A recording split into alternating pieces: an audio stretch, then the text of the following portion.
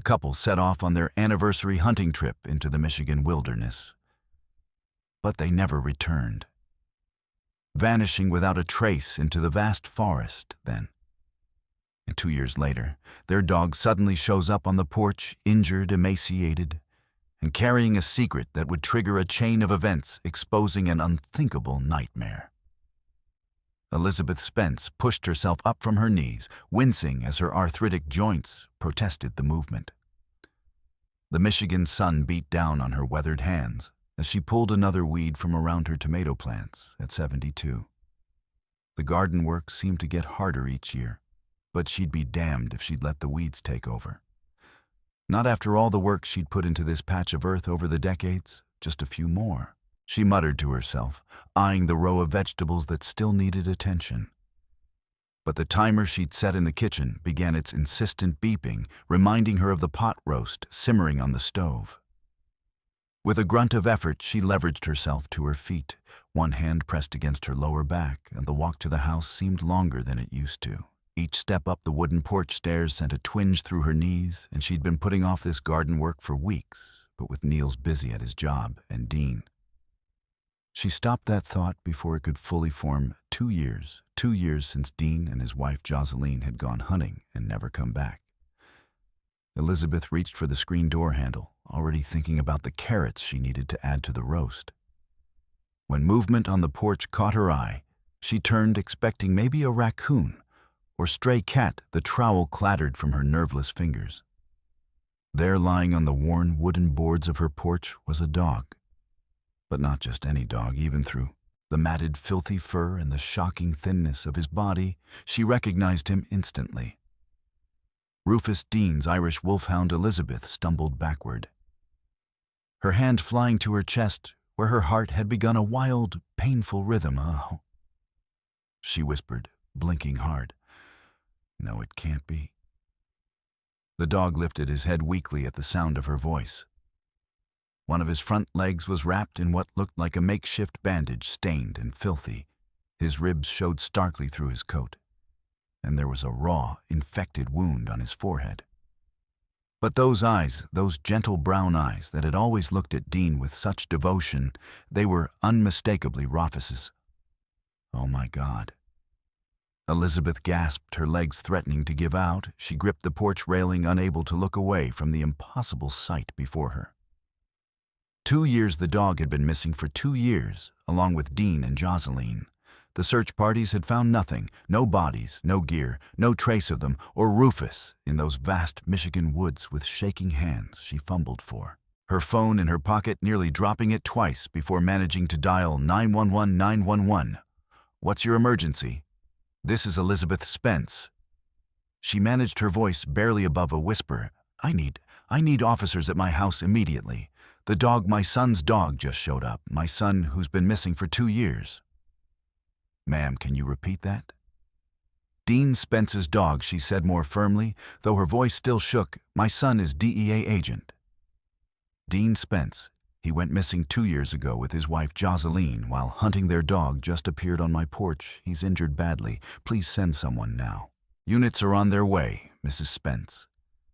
Are you safe? Is anyone else there? Just me and the dog. He can barely move.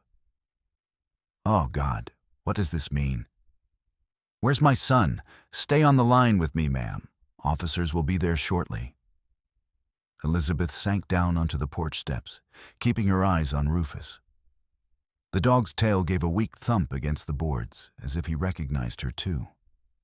She wanted to go to him to comfort him, but her legs wouldn't cooperate. All she could do was stare and whisper, "Where's Dean boy? Where's my son?" The wail of sirens grew louder, and within minutes, 2 patrol cars pulled into her driveway. Officers Morrison and Bradley. She recognized them both. They'd been part of the initial search when Dean disappeared. Mrs. Spence, Officer Morrison said, gently approaching. Slowly, his eyes widened when he saw the dog. "Jesus, is that really? It's Rufus," Elizabeth confirmed, the tears streaming down her face. "Now it's Dean's dog." Officer Bradley was already on his radio calling for additional units, and a veterinarian, Morrison, knelt beside the dog, careful not to startle him. "Hey there, boy." You've had a rough time, haven't you? He looked up at Elizabeth.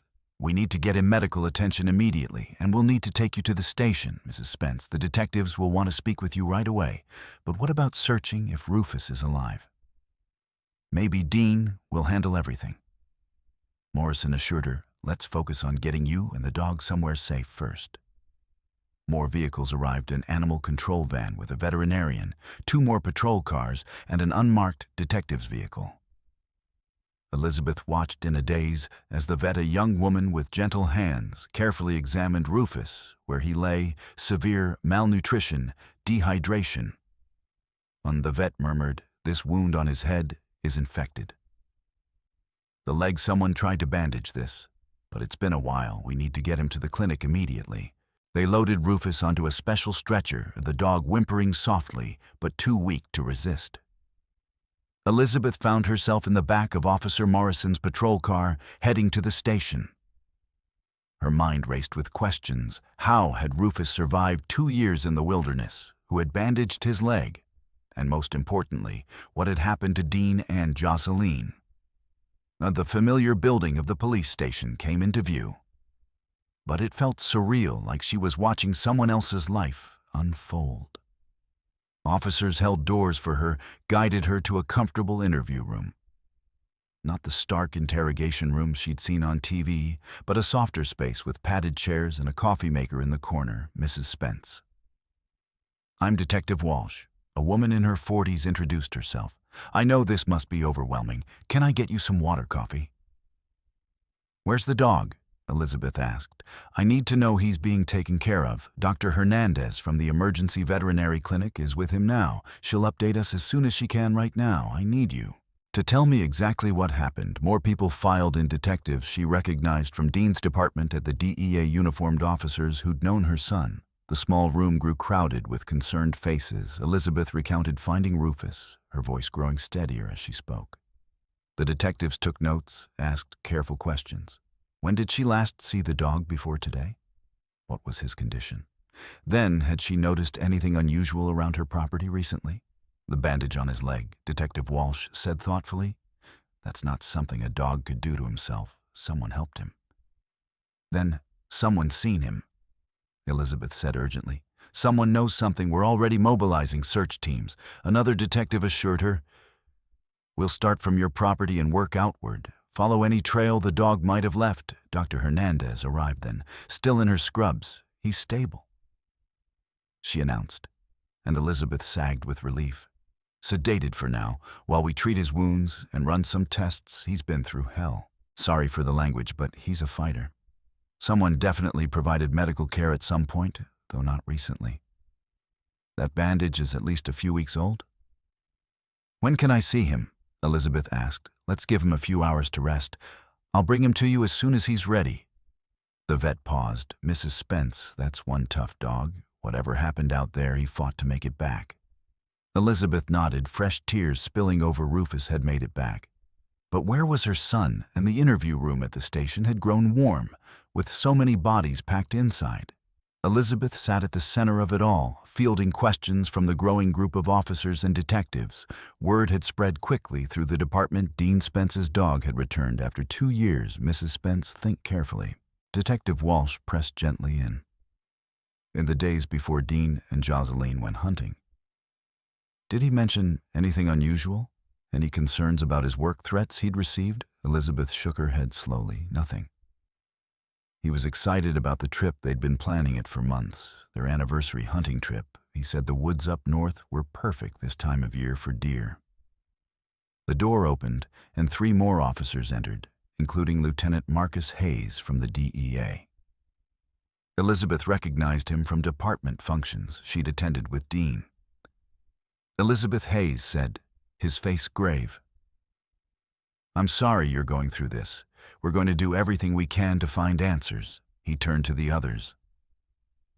I've got our tech team pulling all of Dean's case files from the 2 months before he disappeared. If someone targeted him, there might be a connection.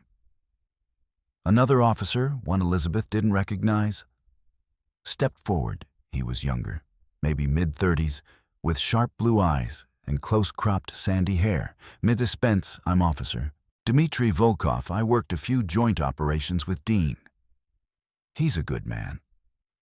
The conversation continued, theories flying back and forth. Elizabeth's head began to pound.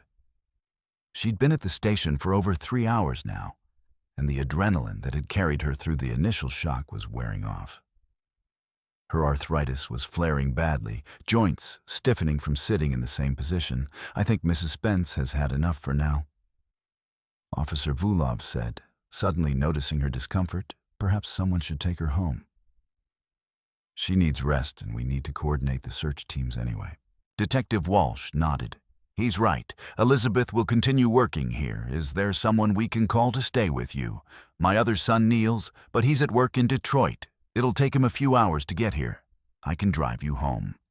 Officer Volkov, make sure you're settled safely. This has been a tremendous shock. Elizabeth accepted gratefully. Her own car was still at home, and she wasn't sure she could manage the drive anyway, with her hands shaking as they were. As they prepared to leave, Dr. Hernandez called with an update. Rufus is stable but still sedated. Want to monitor him for a few more hours. Make sure there are no complications from the treatment. Would it be all right if I brought him to your home this evening? I'd like to check his response when he wakes up fully. See how he does in familiar surroundings. Yes, please. Elizabeth said immediately he should be home. The drive back to her house felt surreal. Officer Vulov kept up a gentle stream of conversation, asking about her garden, her years in the community. He seemed genuinely kind, helping her from the car when they arrived, making sure she had her keys.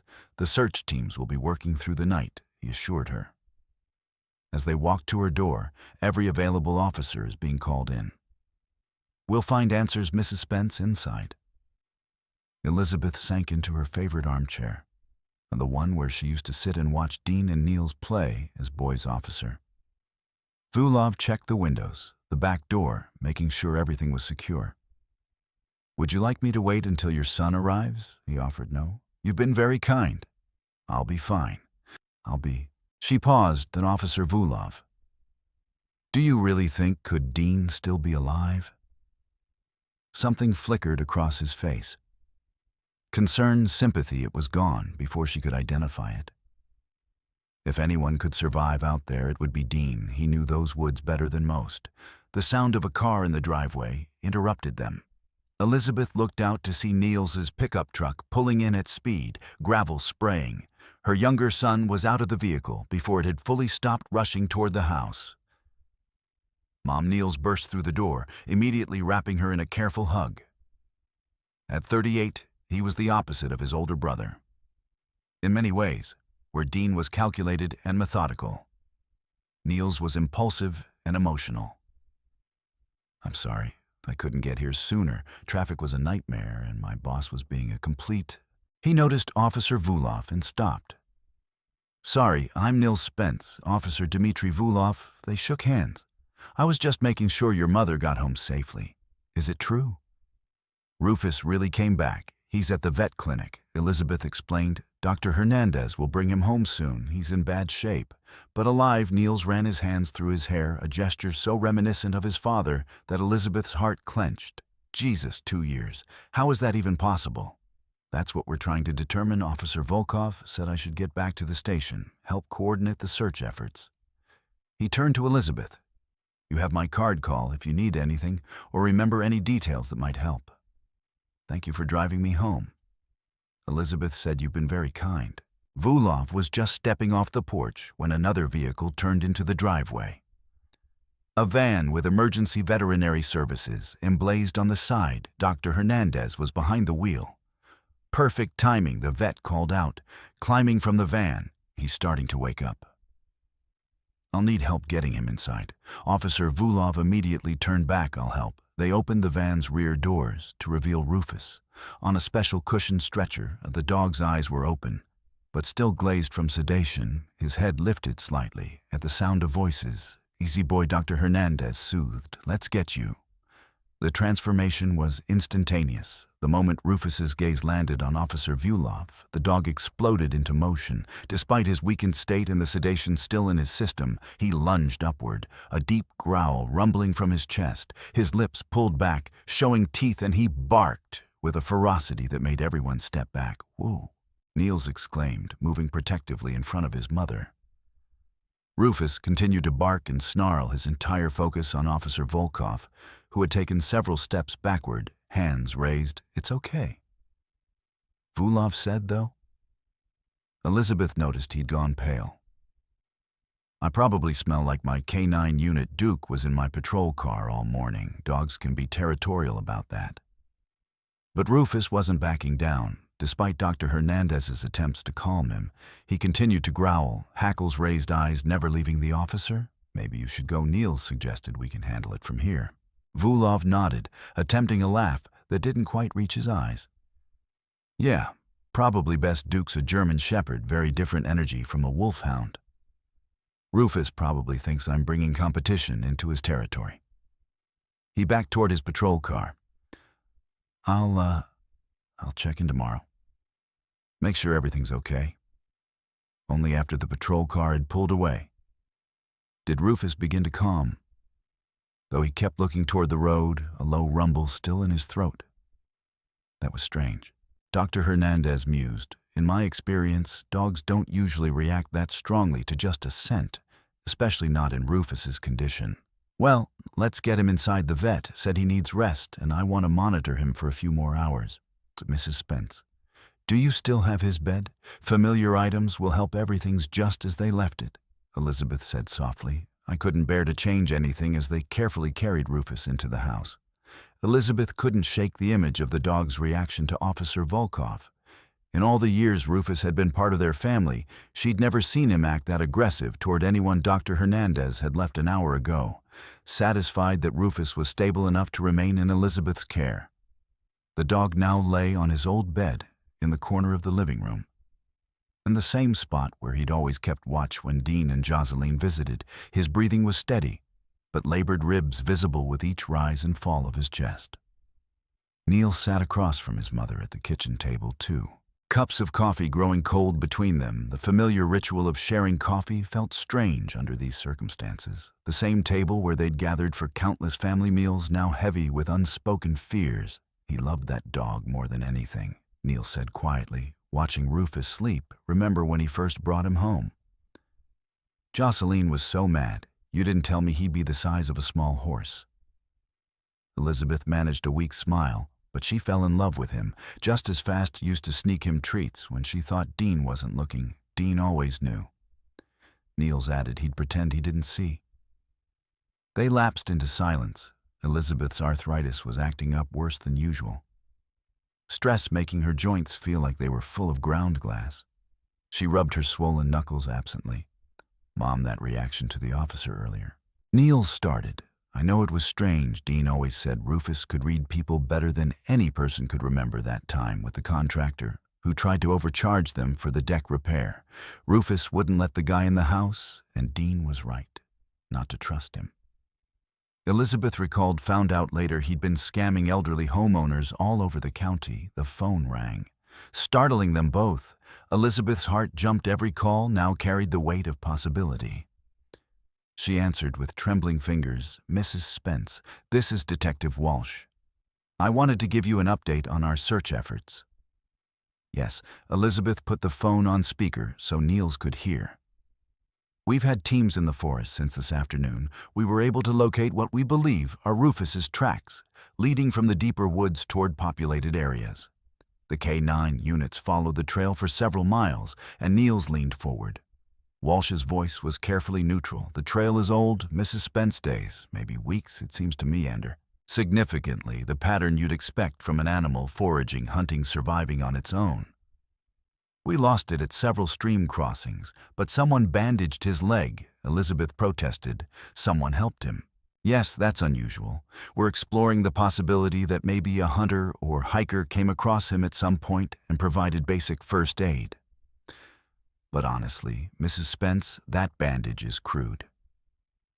It could have been there for quite some time in this wilderness." It's not uncommon for people to help injured animals they come across without reporting it. What are you saying? Niels's voice had an edge to it. Detective Walsh sighed audibly based on what we're seeing, the dog's condition, the meandering trail, the time frame. Our working theory is that Rufus has been surviving in the wilderness. For the past 2 years, dogs are remarkably adaptable, especially a breed as hardy as an Irish wolfhound.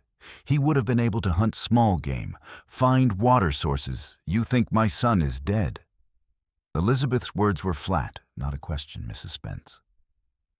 I know this isn't what you want to hear, but 2 years in those woods with no confirmed sightings, no evidence of camps or shelters beyond what we found in the initial searches. Most likely scenario is that Dean and Jocelyn encountered some kind of accident, a fall perhaps, or wildlife. The dog survived because he's a dog, they're built for survival in ways humans aren't. That's Neil snapped. My brother was DEA. He was trained for survival situations. He knew those woods like the back of his hand. I understand your frustration. No, you don't. You're writing them off based on a few hours of searching and some dog tracks, Mr. Spence. We're not writing anyone off. The search will continue. We'll have teams out there for days, maybe weeks. We'll search every cave, every ravine, every possible shelter. But I wanted to be honest with you about what we're finding so far. Elizabeth closed her eyes. Thank you for the update. Detective will call immediately if anything changes. Try to get some rest after she hung up. Neil slammed his fist on the table. They're giving up already. Just like 2 years ago, they searched for months back then.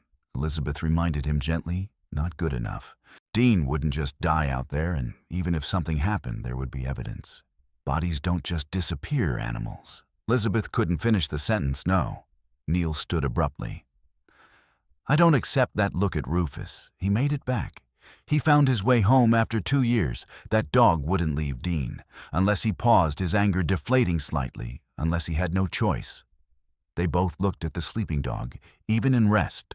Rufus's face showed signs of his ordeal scars that hadn't been there before, a chunk missing from one ear, that terrible wound on his head, still raw, despite the vet's treatment. What happened out there, boy? Elizabeth whispered. Where's my son? Rufus's eyes opened slightly at the sound of her voice. Tail giving a single weak thump before he drifted back to sleep. The bandage means someone helped him.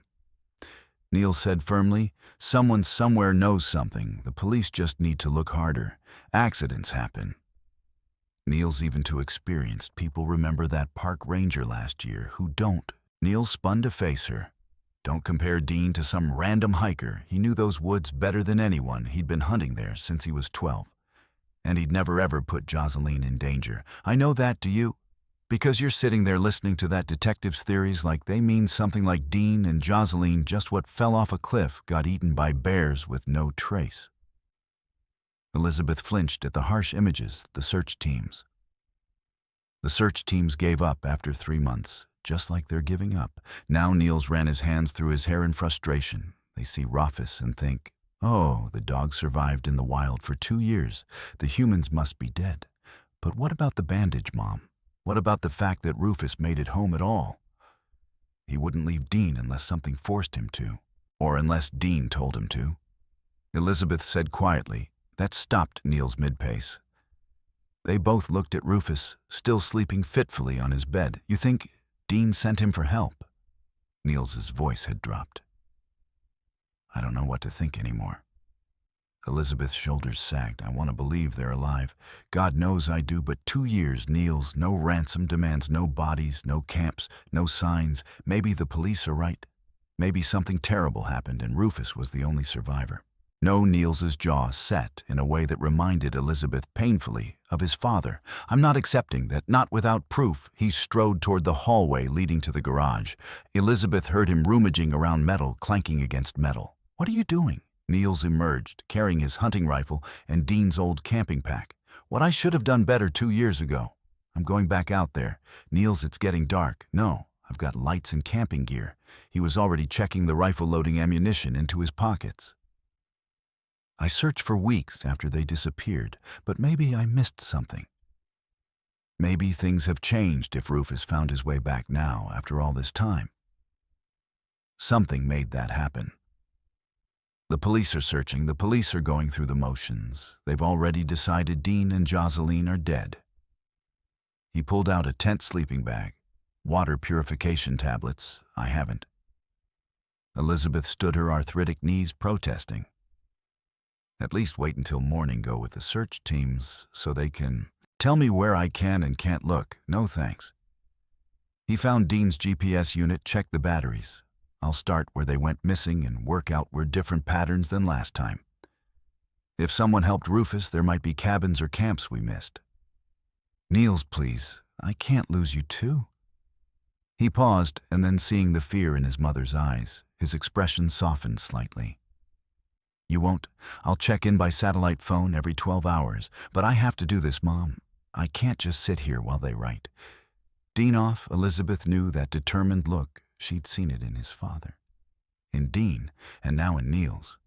There would be no talking him out of this. Be careful, she whispered. I will. He hugged her briefly, then headed for the door. Take care of Rufus. Maybe when he's stronger, he'll be able to show us something. The police said the trail went cold. The police followed one trail. Rufus might have taken different routes over 2 years. There could be other signs. He shouldered the pack rifle in hand. I'll find something, Mom. Whatever happened out there, I'll find the truth. Elizabeth watched from the doorway as Niels loaded his truck, every movement sharp with purpose. She wanted to stop him to keep her remaining son safe. But she understood his need to act, and the not knowing was its own kind of torture.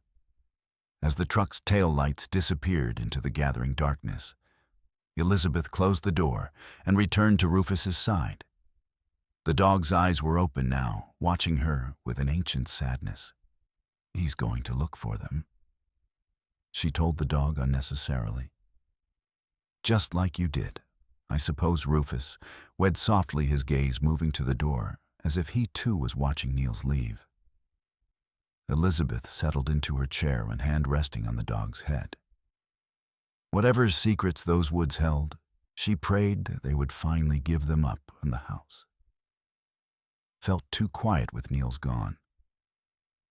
Elizabeth sat in her armchair beside Rufus's bed, and the only sounds the ticking of the grandfather clock in the hallway and the dog's labored breathing. It was past 10 hours. Now the windows, dark mirrors reflecting the warm lamplight of the living room. Do you remember all those Sunday dinners, you under the table, hoping for scraps? Jocelyn always snuck you pieces of roast. When she thought I wasn't looking, her voice caught. I miss them so much. I keep wondering, will I ever see my boy again? Will he walk through that door like you did? She knew she was being maudlin, talking to a dog about her fears, but who else was there? Niels was out in those dark woods, chasing shadows. And hope her arthritis was too bad tonight. To call her sister in Florida holding the phone that long would be agony. So she sat with Rufus, 2 survivors keeping vigil together.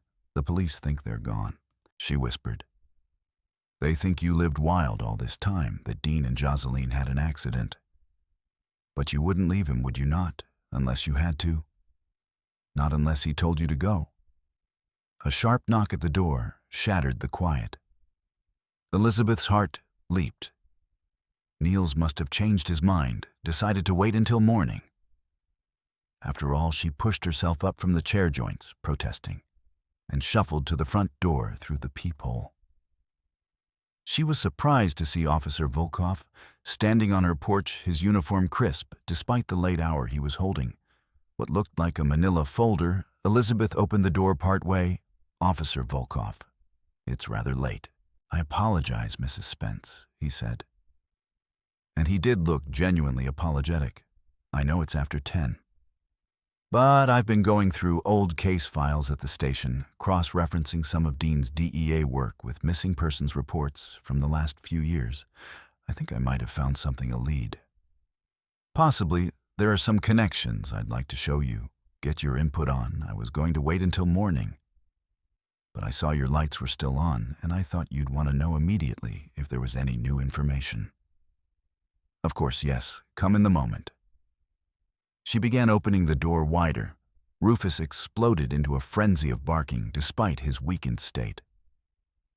He struggled to his feet, lips pulled back in a snarl, his focus laser sharp on Officer Volkov-Rufus, no exclamation mark. Elizabeth turned back to the dog, shocked by the intensity of his reaction. "Stop that." But Rufus continued his aggressive display, actually trying to lunge forward despite his injuries. His barking was so loud, it hurt Elizabeth's ears. "I'm so sorry," she said to Volkov, who had taken a step back from the doorway. "I don't know what's gotten into him. Ever since he came back, he's been acting so strange." "It's all right," Vulov said, though. Elizabeth noticed he kept his hand near his service weapon. "Trauma can change an animal's behavior significantly. Let me put him in his crate. Just give me a moment."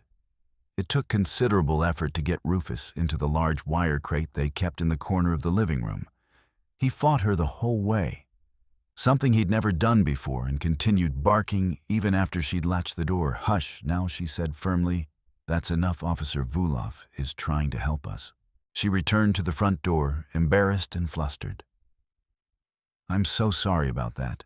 Please come in. Would you like some coffee? I just made a fresh pot. That would be wonderful." "Thank you." Volkov stepped inside, his eyes immediately scanning the living room. "It must be difficult being here alone with everything that's happened. Niels was here earlier, but he's gone to search the woods himself. Couldn't wait for morning." Elizabeth led the way toward the kitchen, noting that Rufus's barking had shifted to a low, continuous growl. "He's convinced the police aren't doing enough. Family often feels that way," Volkov said, following her. "It's natural to want to take action, to feel like you're doing something. Yes, I suppose. So now you said you found some connections in old files. I did some very interesting patterns that might explain." Elizabeth had just turned to ask him to have a seat at the kitchen table, when she felt something soft press against her face. The sharp chemical smell hit her nostrils a split second. Before she understood what was happening, a cloth over her mouth and nose, chloroform. Her mind supplied uselessly as she tried to struggle.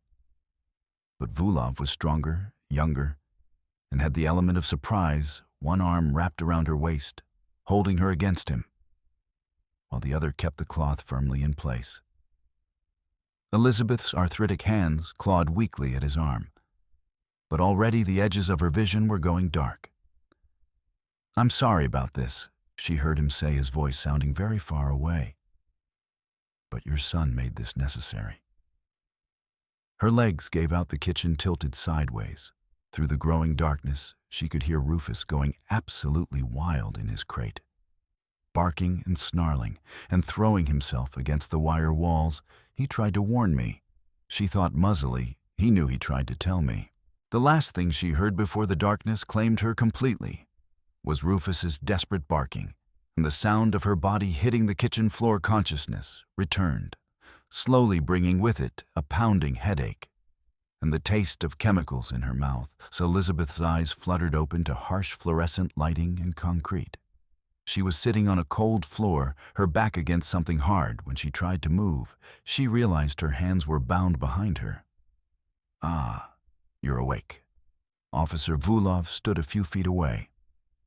No longer the helpful, concerned officer from before. His uniform was gone, replaced by dark civilian clothes. The friendly mask had dropped entirely, revealing cold calculation in those blue eyes. "Why?" Elizabeth's voice came out as a croak. "Why are you doing this? Because your son couldn't leave well enough alone." Vulov replied, matter-of-factly. He had to play hero, had to send that damn dog for help. Elizabeth's mind struggled to process this. "You mean Dean is alive for now?" Volkov pulled out his phone, typed something quickly, though that may change depending on how cooperative everyone decides to be. Two men entered through a metal door. Elizabeth hadn't noticed they were large, rough-looking, with the kind of faces that had seen violence and hadn't minded it. They spoke rapidly to Vulov in what Elizabeth recognized as Russian, though she couldn't understand the words. Their tone was angry, aggressive. Vulov responded in the same language, gesturing toward Elizabeth. One of the men spat on the floor and said something that sounded like a curse. "Get her up," Vulov said in English. "Time for a family reunion." The two men hauled Elizabeth to her feet, ignoring her gasp of pain. As her arthritic joints protested, her shoulders screamed as they half-dragged her through the warehouse. She tried to take in details: metal shelving, shipping containers, the smell of motor oil and rust, and they were somewhere industrial. But she had no idea where they passed through another door into a connected warehouse space. This one was darker, with only a few overhead bulbs providing dim illumination. Volkov led them to what looked like a storage room that had been walled off with plywood, creating a crude cell. He produced a key and unlocked a padlock on the door. "Your son has been our guest for quite some time. Mrs. Spence, I'm sure he'll be thrilled to see you." The door swung open, and Elizabeth's knees nearly buckled. There in the corner of the small room was a figure that barely resembled her son. Dean was skeletal. His once strong frame reduced to skin, stretched over bones. His hair was long and matted, his beard unkempt. He was secured to a support pole with heavy chains, lying on a filthy mattress. His clothes, if they could still be called that, were rags. But it was his eyes that broke her heart, those familiar brown eyes, so like his father's, now hollow and haunted. One of the criminals walked over and kicked the pole hard, the metallic clang echoing through the space. Dean jerked awake instinctively, trying to curl into himself before he saw who stood before him. Mom. His voice was barely a whisper, disbelief and horror warring on his gaunt face. No. Dean. Elizabeth tried to move toward him, but the men held her back. "You see what happens when you make foolish decisions," one of the criminals said in heavily accented English. "You send dog for help now. Your mother pays price too." Dean struggled against his chains, what little strength he had left going into the futile effort. "Please don't hurt her. She has nothing to do with this. I'll tell you whatever you want, give you whatever information you already gave us. Everything useful." Volkov interrupted. "Your mother is here because you couldn't just accept your situation. You had to try to be clever. Sending that mutt away, please." Dean's voice broke. "She's 72 years old. She has arthritis. She needs medication. You can't. We can do whatever we want," the second criminal said. "You should have thought of consequences before." Elizabeth finally found her voice. "Dean, where's Jocelyn?" The look that crossed her son's face told her everything. His eyes filled with tears, and he shook his head slowly. "I'm sorry, Mom," Dean whispered. "I'm so sorry. This is all my fault." "Touching," Volkov said dryly, "but we don't have time for reunions. Come." They dragged Elizabeth back out of the room, Dean's desperate pleas following them. Mom, I'm sorry. Don't hurt her, please." The heavy door slammed shut, cutting off his voice. The criminal spoke again in Russian, gesturing and appearing to argue about something. Finally, Volkov nodded and turned to Elizabeth. "You'll be kept separately. Can't have you two plotting together." They took her to another part of the warehouse, to a shipping container that had been modified into another makeshift cell. Inside was nothing but a pole fixed to the floor. Volkov produced zip ties and secured her to it, and the position immediately sending fire through her arthritic joints. "Please," Elizabeth gasped. "I need something to sit on properly, a mattress, a cushion, anything. My arthritis, not my problem." Volkov said coldly. "Your son shouldn't have sent the dog for help. If he cared about your comfort, how long?" Elizabeth managed. "How long have you had him?" Volkov paused at the container door. 2 years, give or take. "Your son has been very useful to our operations. DA intelligence is quite valuable in certain circles. You forced him to give you information." Forced is such an ugly word. Let's say we provided proper motivation, first with his wife, then with the dog. He was much more cooperative. After we showed him what happens to those who resist, the implications hit Elizabeth like a physical blow. Jocelyn was dead. They'd tortured Dean for 2 years, used his loved ones against him. "You're a police officer," she said, though it sounded foolish, even to her. "I'm a businessman." Volkov corrected. "Being a police officer just provides excellent cover and access. Now I have things to attend to. Try to get comfortable, Mrs. Spence." You'll be here for a while." Officer Volkov had his hand on the container door. When he froze, the sound was unmistakable. Multiple vehicles approaching fast, tires crunching on gravel. His hand flew to the radio on his belt. He spoke rapidly in Russian, his voice tight with urgency. The response that crackled back was panicked, the voice on the other end shouting. Even without understanding the language, Elizabeth could hear the fear through the thin walls of the container. She heard car doors slamming, many of them. Then a voice she recognized, Detective Walsh on a megaphone. "This is the police. We have the building surrounded. Come out with your hands up." Vulov spun back to Elizabeth, his face twisted with rage. He pulled out his service weapon, a Glock that looked impossibly large and black in the dim light. "Your son brought this on you," he snarled, rushing back to her. "All of this is his fault." He grabbed the zip ties, holding her to the pole, cutting them roughly with a knife. Elizabeth cried out as her arthritic wrists held in one position. "Too long," screamed in protest, but Vulov didn't care.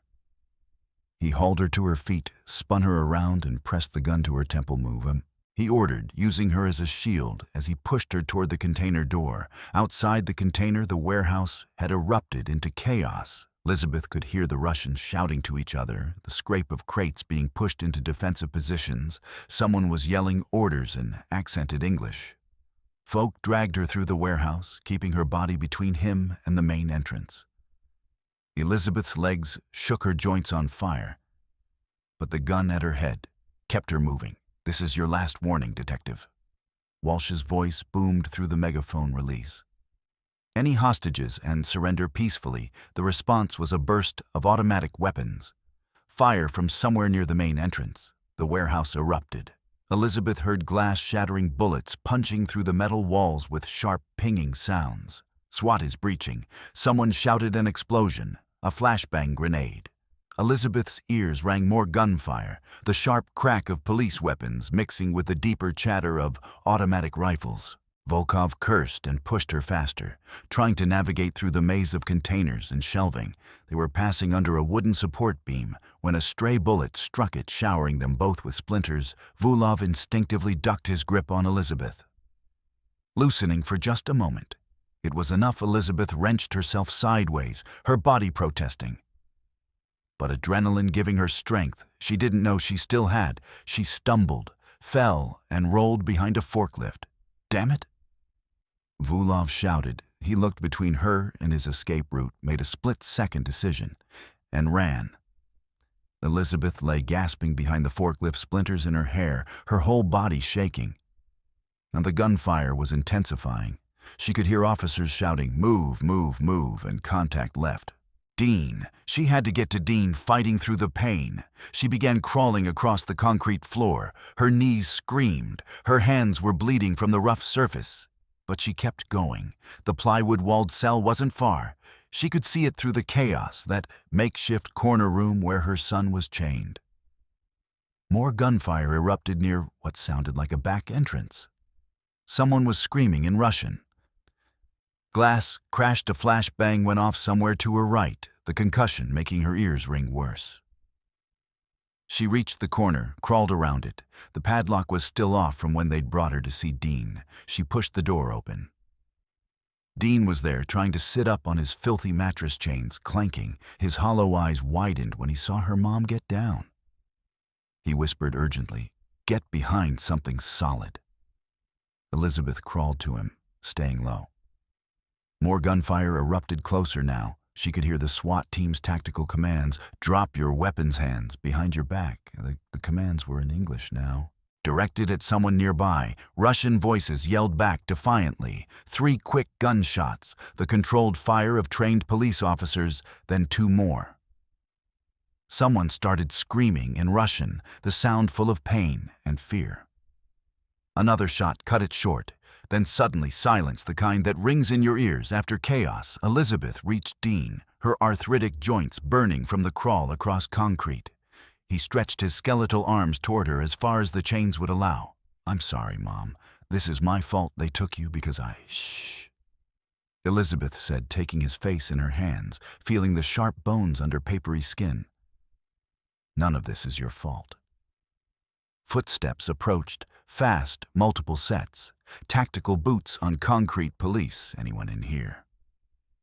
The voice was American, professional, but urgent here.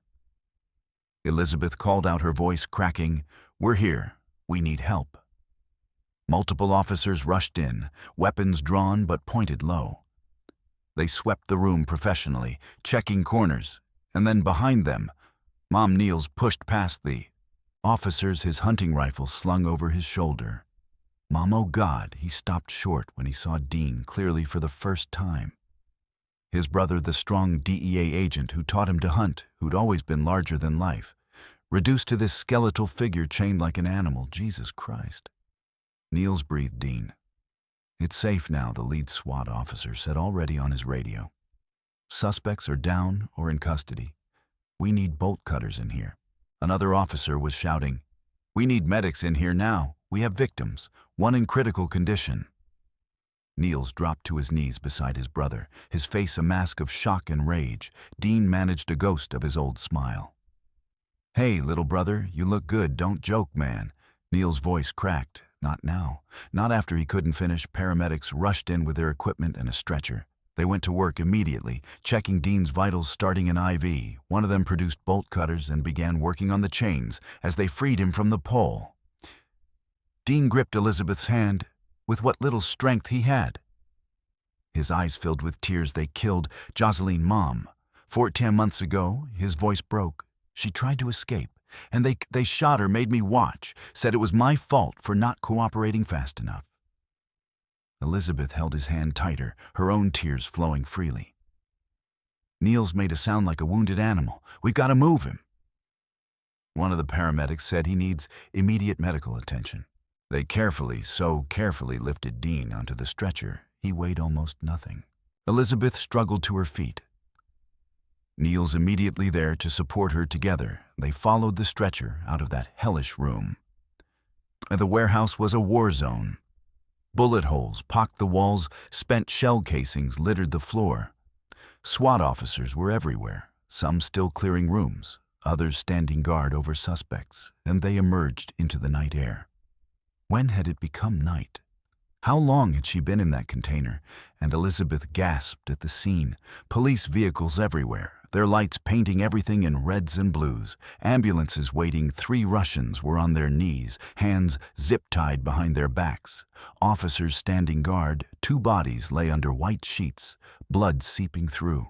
And there in the back of a patrol car sat Officer Dmitry Volkov. His face was bloodied. He'd been tackled during his escape attempt. Elizabeth would later learn he stared straight ahead, not meeting anyone's eyes. Ma'am, we need to check you out too, a paramedic said, approaching Elizabeth. But she couldn't look away from Dean as they loaded him into the ambulance. Late 2 years her son had been held in that warehouse for 2 years, just miles from home. The nightmares were over. But the healing had just begun. Elizabeth stood at the glass window of the ICU. Her palm pressed against the cool surface. She still couldn't reconcile the skeletal figure in the hospital bed with her son Dean. Had always been strong, solid 6 feet of trained muscle and confidence. The thing lying in that bed looked like a concentration camp survivor, Mrs. Spence. Dr. Kumar approached, his expression grave. I wanted to update you on your son's condition. Niels joined them, his arm around his mother's shoulders. They'd both been checked and released. Elizabeth's injuries were minor, though her arthritis was flaring terribly from the stress and abuse. He's severely malnourished. Dr. Kumar began consulting his tablet. His body weight is approximately 60% of what it should be. We're seeing signs of refeeding syndrome, so we have to be very careful with nutrition. Severe dehydration has damaged his kidneys. We're monitoring that closely. Willie, Elizabeth couldn't finish, yes. But we're seeing infected wounds, particularly on his wrists and ankles from the chains. Muscle atrophy is severe. Even if he recovers, he'll need months of physical therapy to walk properly again. Elizabeth's joints screamed as she shifted position. But she ignored them. Her pain was nothing compared to what Dean had endured. There are some people here who need to speak with him, Doctor. Kumar added reluctantly, FBI, they say it's urgent. Through the glass, Elizabeth watched two agents in dark suits enter Dean's room. They were gentle professional, but she could see the urgency in their movements. Whatever Dean knew, it was important she and Niels were allowed in to support him during the interview. Dean's voice was barely a whisper, and he had to rest frequently. But his mind was sharp, and the details he revealed made Elizabeth's blood run cold. The warehouse was a hub, Dean rasped, smuggling operation drugs, weapons people sometimes route from Canada using backroads, private property. They had Border Patrol on payroll. How many officers were involved? Agent Martinez asked, recording everything. Saw maybe 12 different ones over 2 years. Volkov was the main contact, but there were more. They talked about others. Dean closed his eyes, concentrating badge numbers. I memorized badge numbers when I could see them. He recited a series of numbers. Agent Martinez's partner was already on the phone, relaying the information. The Operation Martinez prompted gently. Cartel money. Mexican cartel partnered with Russian mob, millions invested. They needed DEA intel patrol schedules, planned raids, which routes we were watching. Dean's skeletal hand clenched. I held out for 3 months. Then they brought Jocelyn to my cell. Said they'd hurt her if I didn't cooperate. Elizabeth squeezed his other hand, feeling the bones through papery skin I gave them. Outdated intel, at first stuff that wouldn't matter. But they figured it out. Tears leaked from Dean's sunken eyes. 14 months in, Jocelyn fought back, grabbed a gun from one of them during feeding, almost made it to the door. His voice broke. Niels made a sound of pure rage. They shot her in front of me, said it was my fault, said if I just cooperated, Dean couldn't continue for a moment. After that, they used Rofus every time I hesitated, every time I tried to give them false information. They'd hurt him, burns, cuts, beatings, that wound on his head that was from 2 weeks ago when I tried to refuse again. But you got him out, Agent Martinez said. Took me months to work it free. Opening was too small for me, but Rufus could squeeze through. I knew he'd find his way home. He knows every trail between here and Mom's house. How did you convince them to bring the dog to you? Told them I was dying, that I'd give them everything, safe house locations, undercover agent identities. But only if I could say goodbye to my dog. First they believed me, because I looked dead already. A ghost of a smile. Vulov always underestimated how smart Rufus is. The interview continued for another 20 minutes, Dean providing every detail he could remember. License plates, voices, names mentioned in passing. The FBI agents looked grimmer with each revelation. This wasn't just a kidnapping, it was a massive corruption case that reached into multiple law enforcement agencies. Finally, Dr. Kummer intervened. He needs to rest, as the agents left. One turned back, Mr. Spence. We've already arrested 8 officers based on the raid. Your information will help us get the rest. You've saved a lot of lives. Dean closed his eyes. Couldn't save the one that mattered most. A knock at the door interrupted the heavy silence. Dr. Hernandez, the veterinarian, stood there with a familiar figure. I got special permission, she said softly. Someone wanted to see his dad.